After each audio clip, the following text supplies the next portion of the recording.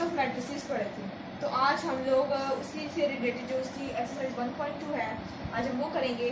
उसका जो question number 1 है वो है from the following matrices identify unit matrices, row matrices, column matrices और नल मैट्रिसेस। ये वही टाइप्स है जो हम लोग पहले डिस्कस कर चुके हैं। तो इसका जो क्वेश्चन है वो है ए मैट्रिक्स है हमारे पास दिया हुआ उन्होंने, वो है 0 0 0 और 0। अब उन्होंने पूछा कि इसमें आइडेंटिफाई करें ये कौन सी टाइप ऑफ मैट्रिक्स है। हम लोगों ने सारी टाइप्स ऑफ मैट्रिसेस पढ़ी हैं। अब ये इसमें हर जगह 0 0 है, तो ये कौन सा मैट्रिक्स हुआ? ये हुआ नल मैट्रिक्स यानी 0 मैट्रिक्स। नेक्स्ट पार्ट है हमारा बी है हमारे पास 2 3 और 4, 2 3 और 4। अब इसमें एक रो है और 3 कॉलम है। ना तो ये हमारे पास स्क्वायर मैट्रिक्स है, ना नल मैट्रिक्स है, ना आइडेंटिटी मैट्रिक्स है, ना कॉलम मैट्रिक्स है। तो ये हमारे पास कौन सा हुआ? Row matrix. मैं आपको पिछली वीडियो में बताया था कि मैट्रिसेस की निशानियां बताई थी। तो जिसमें एक रो हो यानी जिसके ऑर्डर में सिर्फ एक रो हो और कॉलम जितने मर्जी हो लेकिन रो एक हो तो उसको कहते हैं रो मैट्रिक्स।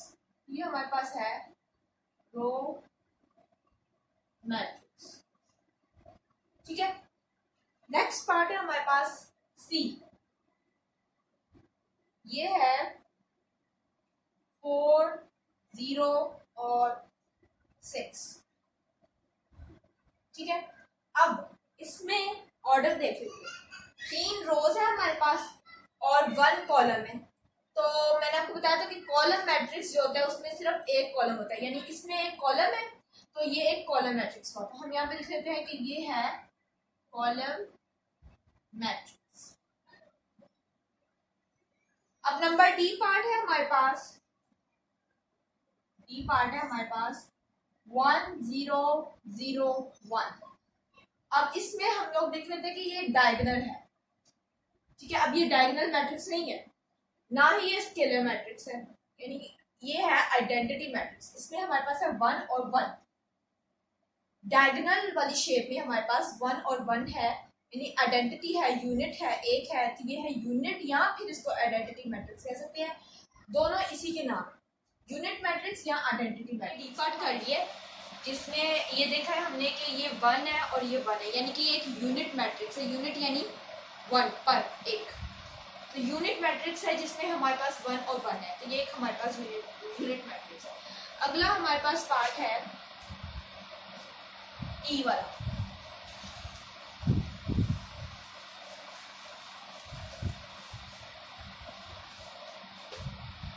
ई पार्ट है हमारे पास, यानी कि ई मैट्रिक्स है। इसमें हमारे पास है लिखा हुआ है 0। अब इसमें हम लोग देखते हैं कि सिर्फ इसमें एक ही नंबर है और वो है 0, यानी कि इस मैट्रिक्स में जितने भी नंबर है वो 0 है, तो वो कौन सा हुआ? Null matrix. कोई भी मैट्रिक्स जिसमें तमाम वैल्यूज चाहे वो एक वैल्यू ही क्यों ना हो या 2 वैल्यू ही क्यों ना हो, अगर तो वो 0 है तो वो हमारे पास नल मैट्रिक्स है, या इसको हम कह सकते हैं कि ये 0 मैट्रिक्स है। ये हमारे पास नल मैट्रिक्स आ गया। अगला हमारे पास है एफ मैट्रिक्स। इसमें है हमारे पास 5 6 और 7। अब जैसे हम लोगों ने पार्ट किया था सी पार्ट, उसमें हम लोगों ने देखा था कि इसमें एक कॉलम जिसमें एक रो हो तो वो रो मैट्रिक्स होता है, अगर उसमें एक कॉलम हो तो वो कॉलम मैट्रिक्स होता है। कोई भी ऐसा मैट्रिक्स जिसमें एक ही कॉलम हो तो वो कॉलम मैट्रिक्स होता है। अब इसमें कितनी रोज है? हमारे पास 3 रोज है और एक कॉलम है, तो ये हमारे पास कौन सा हुआ? Column matrix. ये हमारा क्वेश्चन नंबर 1 यहाँ पर खत्म हुआ है। ये अगर आप लोगों ने इसकी लिखना है तो आप वीडियो पॉज करके इसको लिख सकते हैं। अगला हमारे पास है क्वेश्चन नंबर 2। अब नेक्स्ट क्वेश्चन जो हमारा है क्वेश्चन नंबर 2, उसमें वो हमें कहते हैं कि from the following matrices identify, यानी कि इसमें भी हम लोगों ने टाइप ऑफ मैट्रिक्स आइडेंटिफाई करनी। उसमें हम लोगों को उन्होंने सिर्फ 4 to 5 टाइप्स ऑफ मैट्रिसेस बताई थी, लेकिन इसमें उन्होंने हमें 6 टाइप्स ऑफ मैट्रिसेस बताई है कि उन 6 टाइप्स में से ये कौन सी टाइप्स ऑफ मैट्रिसेस बोली है कि इनमें से आपने बताना है कि कौन सी टाइप ऑफ मैट्रिक्स है ये, ठीक है। मैट्रिक्स हमने आइडेंटिफाई कर, ठीक है। ए पार्ट नंबर 1 है हमारे पास, उन्होंने हमें दिया हुआ है -8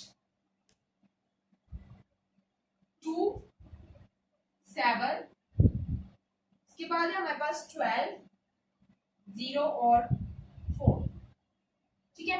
ये हमारे पास एक मैट्रिक्स है। अब इसमें से हमें बताना है कि ये स्क्वायर मैट्रिक्स है, ये रेक्टेंगुलर मैट्रिक्स है, या रो या कॉलम या आइडेंटिटी या नल है, कौन सा मैट्रिक्स है। तो इसमें हम लोग देख सकते हैं इसका ऑर्डर 2 रोज है, तो 2 by 3, यानी कि हमारे पास 2 रोज है तो हम 2 लिखेंगे पहले, फिर हमारे पास 3 कॉलम्स है तो हम बाय 3 लिखेंगे।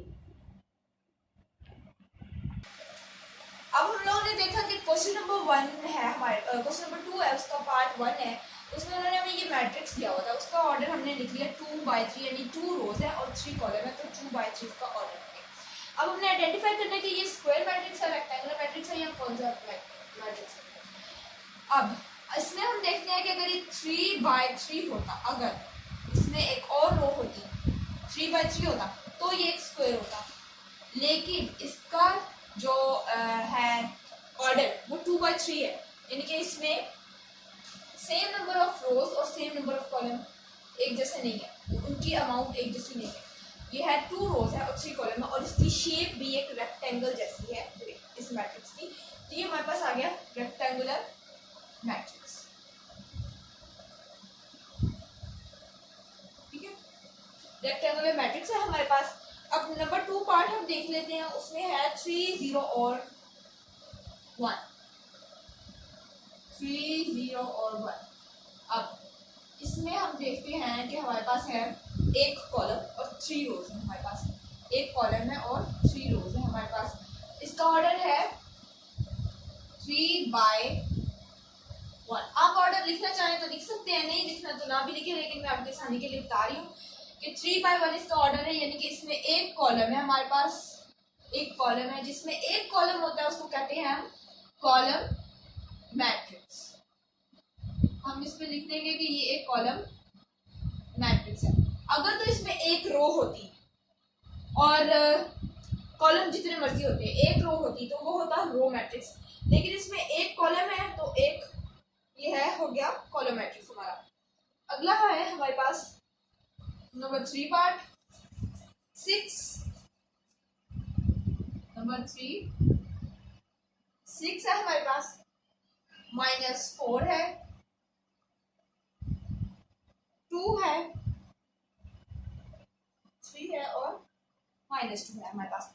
ये हमारा एक नंबर 3 का मैट्रिक्स है। अब हमने इसमें बताना है कि कौन सी टाइप ऑफ मैट्रिक्स है। इसमें हम देखते हैं इसका ऑर्डर ये है 2 by 2, कैसे 2 रोज है और 2 ही कॉलम है हमारे पास, तो ये इसका ऑर्डर है 2 by 2। जैसे मैंने आपको बताया था 3 by 3, 2 by 2, 1 by 1 या 4 by 4, 6 by 6, 8 by 8, तो वो सारे जो होते हैं वो स्क्वायर मैट्रिक्स होते हैं।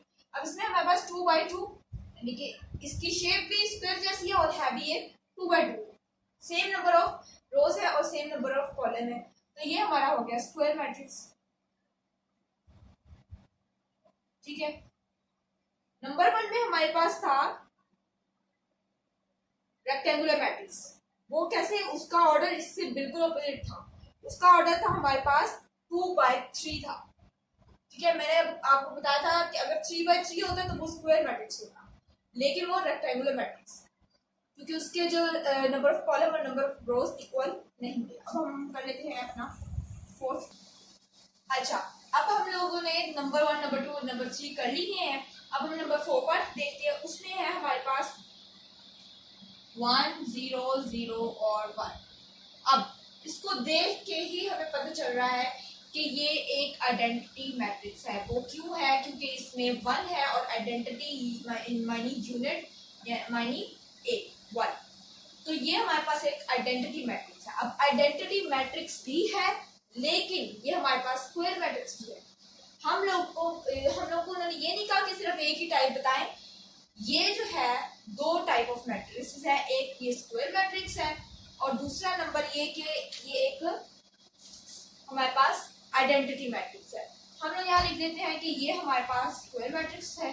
सबसे पहले बात कि ये हमारे पास एक स्क्वायर है, ठीक है। और दूसरी बात कि ये हमारे पास एक क्या नाम है, आइडेंटिटी मैट्रिक्स है, ठीक है। यहाँ पे लिख देते हैं आइडेंटिटी।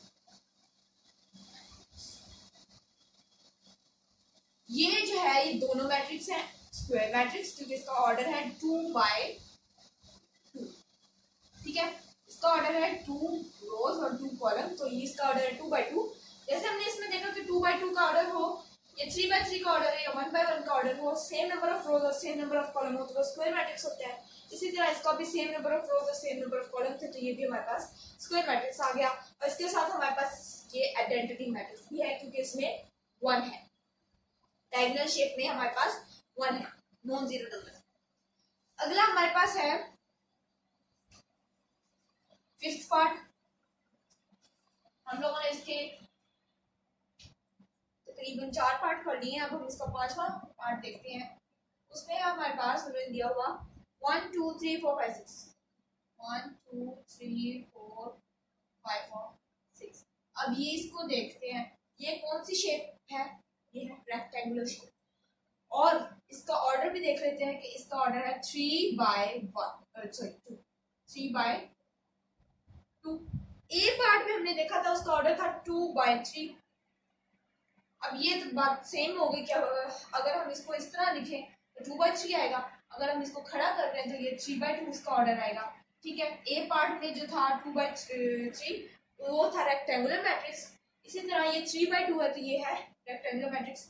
इसकी शेप भी रेक्टेंगल जैसी है। और दूसरी बात ये कि इसका जो नंबर ऑफ रोज और नंबर ऑफ कॉलम वो इक्वल नहीं है, अगर वो इक्वल होते तो वो स्क्वायर मैट्रिक्स। तो ये हमारे पास आ गया रेक्टेंगुलर मैट्रिक्स, ठीक है। अगला पार्ट हम देख लेते हैं नंबर 6। अब हमने इसके 5 पार्ट कर चुके हैं।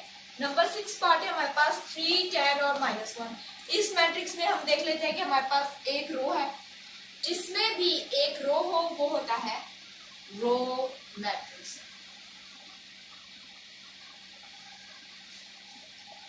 वन नंबर ऑफ रो हो यानी कि उसमें एक ही रो हो तो वो होता है रो मैट्रिक्स, अगर उसमें एक ही कॉलम हो तो वो होता है कॉलम मैट्रिक्स। तो इसमें हम सिंपल देख सकते हैं कि इसमें एक रो है और 3 कॉलम है, यानी कि इसका ऑर्डर है 1/3।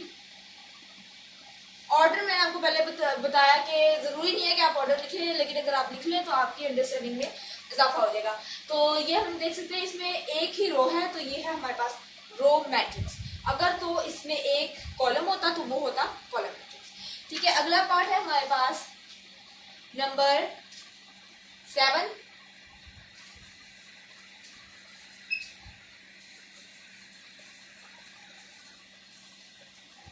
1 0 और 0 1 0 0। अब जैसे मैं आपको इसमें बताया एक रो हो तो वो रो मैट्रिक्स होता है, अगर एक कॉलम हो तो वो कॉलम मैट्रिक्स होता है। इसमें हमारे पास 3 रोज है 3/1, 3 रोज है और 1 कॉलम है, तो इसका मतलब है कि इसका ऑर्डर है 3/1। और ये हम देख सकते हैं कि ये एक कॉलम की शेप में है, यानी वर्टिकल शेप में है। हॉरिजॉन्टल शेप में होता तो वो रो मैट्रिक्स होता, ये वर्टिकल शेप में है तो ये कॉलम मैट्रिक्स है। और दूसरी बात ये कि इसमें एक ही हमारे पास कॉलम है और इसमें एक रो थी, इसमें एक कॉलम है तो ये है कॉलम मैट्रिक्स। नेक्स्ट हमारे पास पार्ट है पार्ट नंबर 8।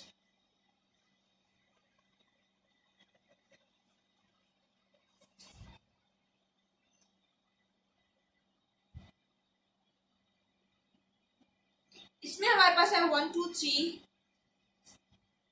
1 2 3 और -1 2 0, इसके साथ हमारे पास 0 और 0 और 1। अब ये एक स्क्वायर की शेप है और इसका जो ऑर्डर है वो है 3 by 3, यानी कि इसमें 3 रोज हैं और 3 ही कॉलम है। तो इसका ऑर्डर हम लिखेंगे 3 by 3। इसका मतलब है कि इसकी नंबर ऑफ रोज और नंबर ऑफ कॉलम इक्वल है, तो ये एक हमारे पास हो गया स्क्वायर मैट्रिक्स। ठीक है, ये हमारा स्क्वायर मैट्रिक्स है। पहली बात, इसकी शेप जो है वो स्क्वायर जैसी है। दूसरी बात, इसकी नंबर ऑफ रोज और नंबर ऑफ कॉलम इक्वल है। और तीसरी बात के इसमें हम देख सकते हैं कि 3 by 3 इसका ऑर्डर है, तो ये एक स्क्वायर मैट्रिक्स हो गया। और इसके बाद हमारे पास है आखिरी पार्ट इसका है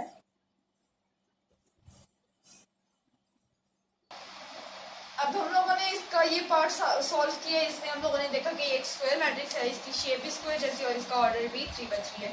तो अब हम इसका लास्ट पार्ट करते हैं। इसमें है हमारे पास 0 0 0 0 0 और 0।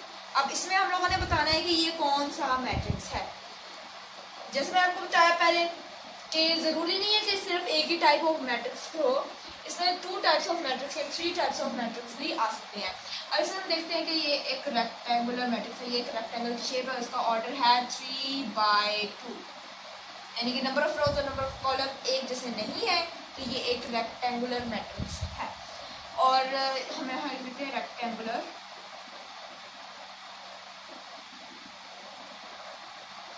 मैट्रिक्स।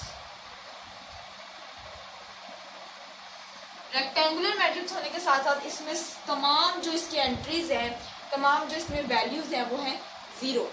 तो ये एक नल मैट्रिक्स भी है, ये एक नल मैट्रिक्स यानी 0 मैट्रिक्स। जिस जो सा मैट्रिक्स हो, जिस भी शेप का मैट्रिक्स हो, अगर उसमें तमाम वैल्यू 0 हो तो उसको कहते हैं नल मैट्रिक्स। और अगर उसमें डायगनल शेप में आइडेंटिटी यानी 1 1 लिखा हो तो उसको कहते हैं आइडेंटिटी मैट्रिक्स। लेकिन इसमें हमारे पास तमाम जो एंट्रीज हैं वो है 0, ये है हमारे पास नल मैट्रिक्स और रेक्टेंगुलर मैट्रिक्स, क्योंकि इसके नंबर ऑफ रोज और नंबर ऑफ कॉलम इक्वल नहीं। अब हम अगले क्वेश्चन की तरफ चलते हैं। हम लोगों ने एक्सरसाइज 1.2 का क्वेश्चन नंबर 1 और 2 कर लिया। अब हम क्वेश्चन नंबर 3 की तरफ जाते हैं, जिसमें उन्होंने कहा है कि from the following matrices identify diagonal, scalar and unit matrices. कौन सा हमने डायगोनल फाइंड करना है, यूनिट और स्केलर मैट्रिक्स फाइंड करनी है कि इनमें से कौन सा डायगोनल है, कौन सा स्केलर है, कौन सा यूनिट मैट्रिक्स है। अब इसमें से मैं आपको 2 या 3 पार्ट सॉल्व करके दे देती हूँ, क्योंकि क्वेश्चन नंबर 1 और 2 में भी आइडेंटिफाई करना था टाइप्स ऑफ मैट्रिसेस, और उसके मैंने आपको सारे पार्ट्स करवा दिए। तो इसमें मैंने आपको 2 पार्ट करवा देती हूँ। बी पार्ट करवा देती हूँ। बी है हमारे पास 2 0 0 और -1। अब इसमें हम लोग देख सकते हैं कि ये एक डायगोनल मैट्रिक्स है, क्योंकि ये एक कोई भी ऐसा मैट्रिक्स जिसमें एक डायगोनल शेप में नॉन जीरो नंबर्स हो और बाकी जितने भी उसमें हमारे पास 0 है, यानी कि वो 0 नंबर है। उसके अलावा ये जो डायगोनल है ना, सिर्फ इस डायगोनल में नॉन जीरो एंट्रीज होनी चाहिए, बाकी फुल मैट्रिक्स हो उसमें 0 हो, तो वो हमारे पास होता है डायगोनल मैट्रिक्स। अब ये हमारे पास डायगोनल मैट्रिक्स है। जैसे कि मैंने आपको बताया पहले क्वेश्चन में कि सेकंड क्वेश्चन में कि जरूरी नहीं है कि सिर्फ एक ही टाइप ऑफ मैट्रिक्स हो, वो 2 टाइप ऑफ बल्कि 3 टाइप्स ऑफ मैट्रिक्स भी हो सकती हैं। अब ये डायगोनल मैट्रिक्स है, उसके साथ ये कौन सा मैट्रिक्स है, यूनिट मैट्रिक्स नहीं है, स्केलर भी नहीं है। अगर तो यहाँ पे भी 2 होता, -1 की जगह 2 होता तो ये स्केलर मैट्रिक्स होता, लेकिन इसमें -1 है और एक 2 है, यानी कि ये दोनों नंबर सेम नहीं है, तो ये स्केलर मैट्रिक्स नहीं है, ये सिर्फ डायगोनल मैट्रिक्स है। इसमें कुछ पार्ट्स हैं जिसमें दोनों जो एक जो मैट्रिक्स है वो 2 टाइप ऑफ मैट्रिक्स है, यानी डायगोनल मैट्रिक्स भी है, स्केलर मैट्रिक्स भी है। तो वो आगे क्वेश्चंस है। पार्ट नंबर सी है, वो स्केलर मैट्रिक्स है। ए भी स्केलर मैट्रिक्स है और जो डी है वो हमारा डायगोनल मैट्रिक्स है। और जो ई पार्ट है उसको हम सॉल्व कर लेते हैं। पहले हमें उसको सॉल्व करना होगा, उसके बाद हमें उसकी वैल्यू निकालनी होगी। पहले हमें उसकी वैल्यू निकाल के फिर उसको आइडेंटिफाई करना होगा कि ये कौन सी टाइप ऑफ मैट्रिक्स है। अब इसमें हमारे पास है 5 माइनस 3 और यहाँ पे है हमारे पास 0, ठीक है। और दूसरे कॉलम में है हमारे पास 0, 1 प्लस और 1। अब इसमें हम इसको देखते हैं, 5 माइनस 3 करते हैं, इसका हमारे पास आंसर आएगा, वो आएगा 0, 0 और 2। अब ये एक डायगोनल मैट्रिक्स है क्योंकि इसमें जो है दोनों जो डायगोनल एक शेप में दोनों एंट्रीज हैं वो नॉन जीरो। तो ये हमारे पास जो है ये है डायगोनल मैट्रिक्स। डायगोनल मैट्रिक्स है। और मैंने आपको जैसे पहले बताया कि जरूरी नहीं है कि एक ही टाइप ऑफ मैट्रिक्स हो, दो टाइप ऑफ मैट्रिक्स भी हो सकते हैं। इसमें हम देखते हैं कि ये भी वैल्यू 2 है, ये भी वैल्यू 2 है, यानी कि दोनों वैल्यू सेम है। तो ये हमारे पास हो गई मैट्रिक्स, ठीक है। अब बाकी जो पार्ट्स हैं वो भी आप लोग खुद सॉल्व करने की कोशिश कीजिएगा। अगर तो इनमें से किसी भी पार्ट में आपको प्रॉब्लम हो या किसी भी मैट्रिक्स की आपको समझ ना आ रही हो ये कौन सी टाइप ऑफ मैट्रिक्स है, तो आप कमेंट्स में ज़रूर पूछें ताकि हम आपके सवाल का जवाब दें और आप अच्छे से समझ जाएं। अब हमारा क्वेश्चन नंबर 3 यहाँ पे खत्म होता है। नेक्स्ट क्वेश्चन है हमारा question number 4। Find negative of matrices A B C D and E. अब इसमें हमें कहा है कि हमने उस मैट्रिक्स का नेगेटिव मैट्रिक्स फाइंड करना है। नेगेटिव मैट्रिक्स जैसे फाइंड करते हैं, यानी कि उसको उस मैट्रिक्स को मल्टीप्लाई बाय माइनस कर देते हैं, तो वो हमारे पास नेगेटिव मैट्रिक्स आ जाता है। वो कैसे? ए पार्ट हम सॉल्व कर लेते हैं। ए मैट्रिक्स है हमारे पास नंबर 1, ए नेगेटिव ऑफ मैट्रिक्स, यानी उस मैट्रिक्स के साथ अगर हम नेगेटिव यानी माइनस को हम मल्टीप्लाई करेंगे तो उसका नेगेटिव ऑफ मैट्रिक्स आ जाएगा। अब हम ए के साथ माइनस को मल्टीप्लाई करेंगे तो माइनस ए आ जाएगा। और जाहिर बात है अगर हम इसके साथ माइनस लगाएंगे तो दूसरी साइड में भी हमें माइनस लगाना होगा। जब हम इसके साथ माइनस लगाएंगे मैट्रिक्स के साथ तो आएगा -1 0 -1। अब हम इसके साथ मल्टीप्लाई कर देते हैं माइनस को, पहले 1 के साथ मल्टीप्लाई करेंगे तो जब हम मल्टीप्लाई करेंगे हमारे पास आ जाएगा -a = इस मैट्रिक्स का माइनस को +1 से मल्टीप्लाई करेंगे तो आ जाएगा -1। अगर हम माइनस को 0 से मल्टीप्लाई करें तो हमारे पास 0 आएगा, यानी क्योंकि 0 के साथ ना प्लस लगाते हैं ना माइनस लगाते तो हमारे पास 0 ही आएगा।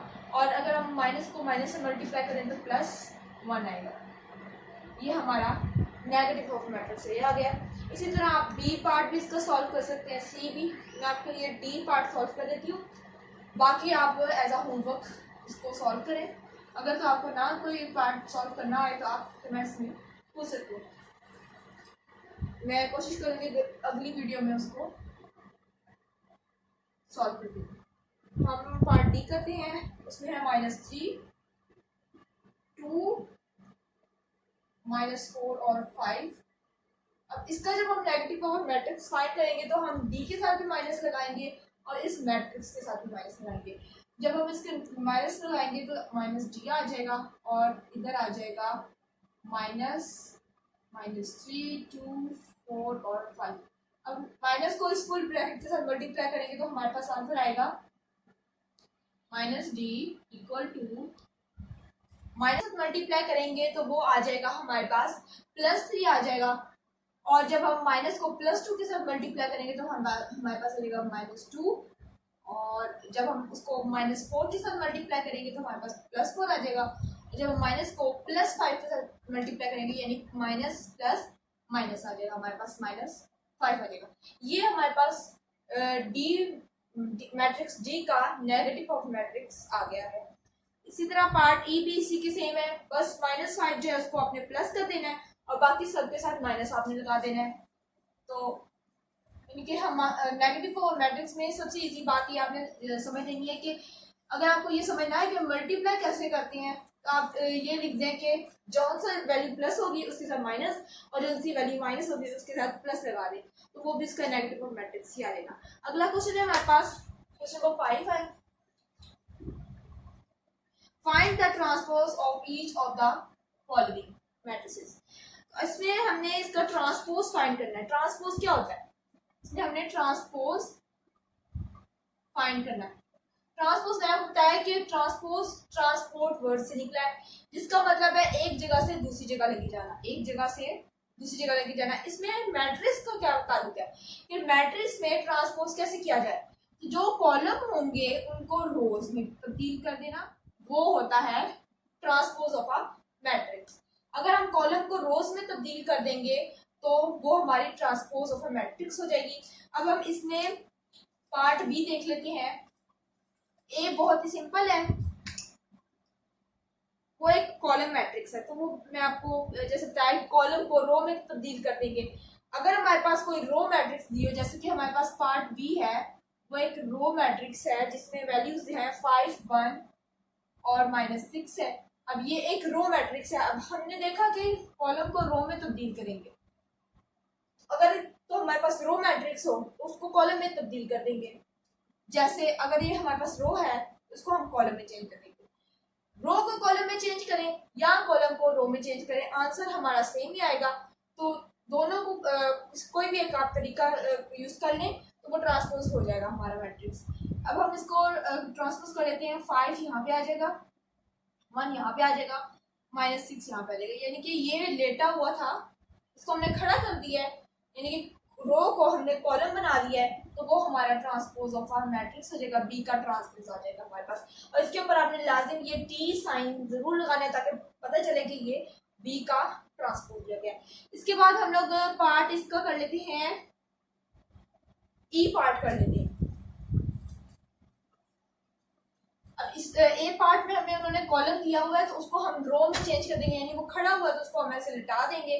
तो जो सी फर्स्ट प्लेस पे है वैल्यू, उसको फर्स्ट प्लेस पे डालना है, सेकंड प्लेस पे वैल्यू को सेकंड प्लेस पे डालना है, थर्ड प्लेस पे वैल्यू हो तो थर्ड प्लेस पे डालना है। इसी तरह हम ए पार्ट भी आपका सॉल्व हो जाएगा, आसान है वो भी।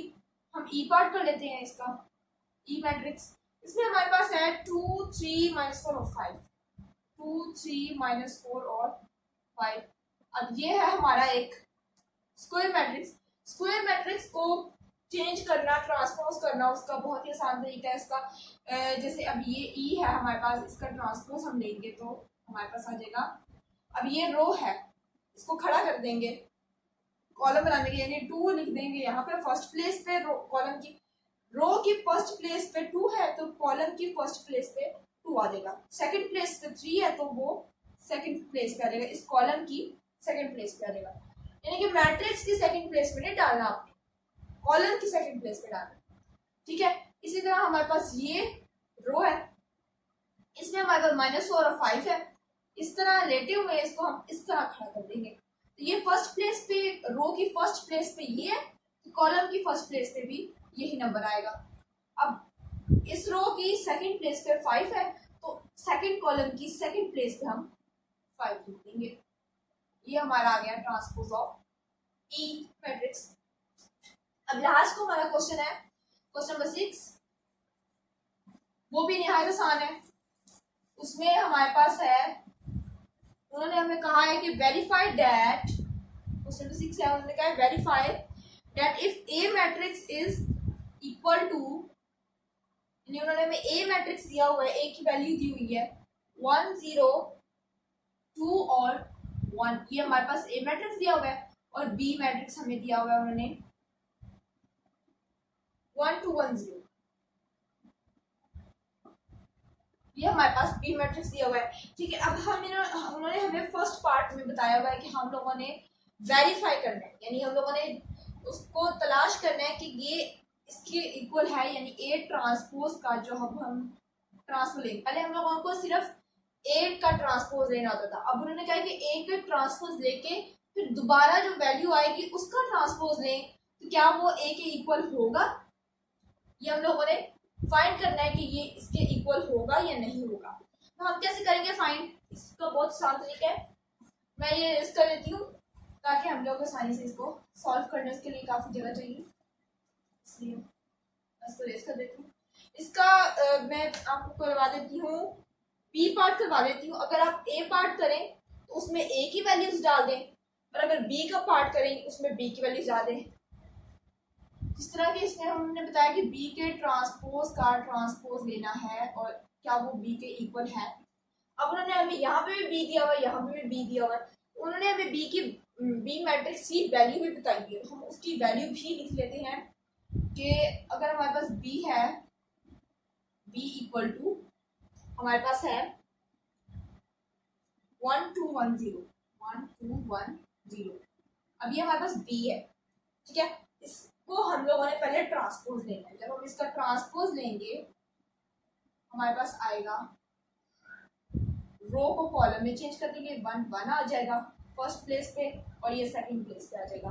और 2 0 जो है वो भी इसी तरह फर्स्ट प्लेस पे था तो फर्स्ट प्लेस पे आएगा, सेकंड प्लेस पे था तो सेकंड प्लेस पे आएगा। अब हम लोगों ने बी का ट्रांसपोज तो लेंगे।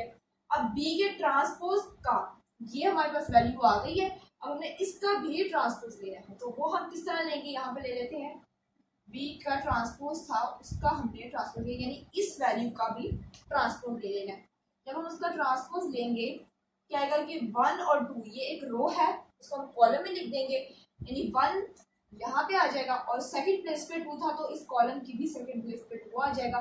इस सेकंड रो को हम सेकंड कॉलम में डालेंगे, ठीक है। फर्स्ट रो को फर्स्ट कॉलम में डालेंगे, सेकंड रो को सेकंड कॉलम में डालेंगे। तो फर्स्ट प्लेस पे 1 था और सेकंड प्लेस पे हमारे पास 0 था। अब जैसे हमने इसका ट्रांसपोज लिया फिर उस वैल्यू का भी ट्रांसपोज ले दिया, हमारे पास सेम वैल्यू आ गई, यानी कि ये जो बी थी इसके जो हमारे पास मैट्रिक्स था 1 1 2 0, जब हमने इसके ट्रांसपोज का भी ट्रांसपोज लिया तो हमारे पास वापस वही वैल्यू आ गई 1 1 2 0, यानी कि हमारे पास जो बी की वैल्यू है और जो बी के ट्रांसपोज की वैल्यू है वो बिल्कुल सेम है। तो हम लिख सकते हैं कि b is equal to B के, हम लोगों ने वेरीफाई कर लिया कि जो b की वैल्यू है उसका अगर हम ट्रांसपोज लें और फिर दोबारा उसका ट्रांसपोज लें तो हमारे पास वापस b की वैल्यू आएगी।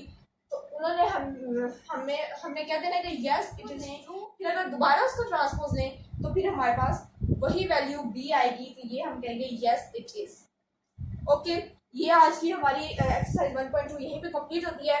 हम लोगों ने क्वेश्चन नंबर 1 2 3 4 5 और 6 हम लोगों ने 6 के 6 क्वेश्चन सॉल्व करनी है।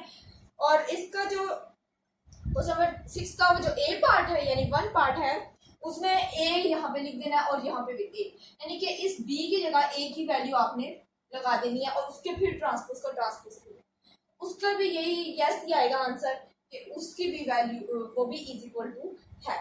ओके, उम्मीद है आप लोगों को ज़रूर समझ आई होगी मेरे मेथड। तो अगर आपको मेरी टीचिंग में कोई भी प्रॉब्लम है तो आप ज़रूर कमेंट्स में बताएं कि आपको क्या बात समझ नहीं आई, तो मैं अपनी नेक्स्ट वीडियो में ज़रूर इंशाल्लाह उन गलतियों को सही करूँगी।